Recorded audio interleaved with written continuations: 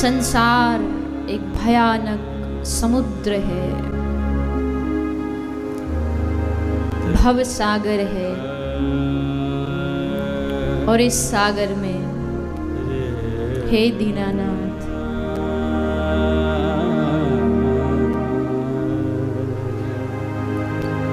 मेरी टूटी हुई नाव कब तक इस संसार के तूफान को सहन कर पाएगी। नजर उठा के देखूं तो चारों ओर भयानक दृश्य है, दुखों का तूफान है, आपत्तियों का, इच्छाओं का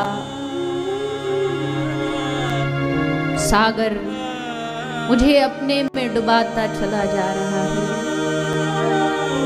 जीवन बीतता जा रहा है। मैं आप तक पहुंचूं ये मेरी सामर्थ्य नहीं। नामा कहते हैं, नामदेव कहते हैं, बाह दे विठ्ठल, तू आजान बाहो है, मैं तुझ तक नहीं पहुंच सकता, पर तू तो मुझ तक पहुंच सकता है।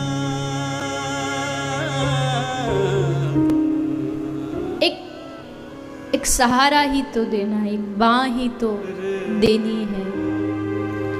उस बाह को पकड़ के संसार समुद्र से मैं पार उतर सकता हूँ, नहीं तो हे नाथ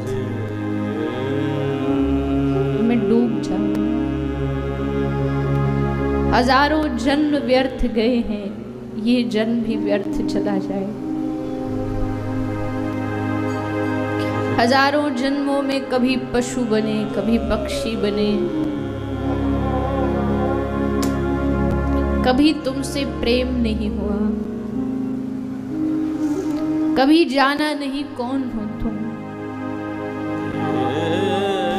आज इस जन्म में जैसे तैसे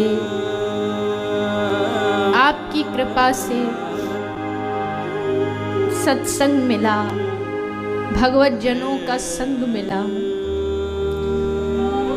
ये अंतिम मौका है मेरा आपको पाने का। अगर ये भी व्यर्थ चला गया तो मैं खाली हाथ हो जाऊंगी। हे विठ्ठला, हे केशवा,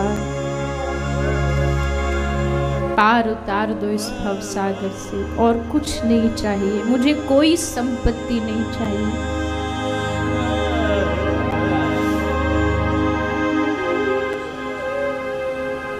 एकमात्र आपके चरणों का सानिध्य चाहिए, क्योंकि सब चीज मिल भी गई तब भी तृप्ति कहाँ है, किसको है, कभी नहीं होती। तृप्ति एकमात्र ये यात्रा आपके चरणों में जाकर के ही खत्म हो सकती है। इसलिए हे नाथ उबार लो। एक बालक जब अपनी माँ को बुलाता है, माँ अनसुना कर देती, नहीं सुनती, काम में लगी है, नहीं सुन रही। लेकिन एक समय आता है जब बालक जोर जोर से कहता है माँ माँ माँ, जोर से चीखता है। माँ को लगता है भारी विपत्ति है, सब काम छोड़ करके भाग करके आती है। ठीक उसी तरह जब जीव दोनों हाथ उठा के रोता रोता हा नाथ, हा दीन बंधो, हा गोविंद पुकारता है, तो ठाकुर और श्री राधा रानी दोनों पीछे मुड़ के देखते हैं। क्यों रो रहा है, क्या काम है इसको?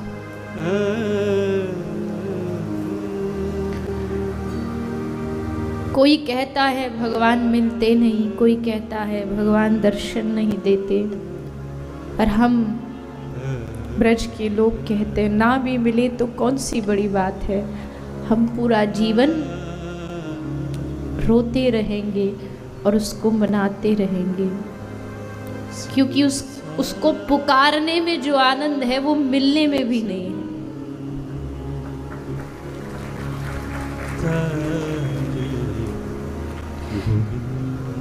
गोपी कहती है वो कृष्ण अगर वृंदावन से दूर रहना चाहे तो अच्छा है, जाए यहाँ से। क्योंकि जब कृष्ण था तो एक कृष्ण दिखाई देता था, जब से गया है तो हर कण कण में कृष्ण नजर आता है, हर जगह कृष्ण दिखाई देता है।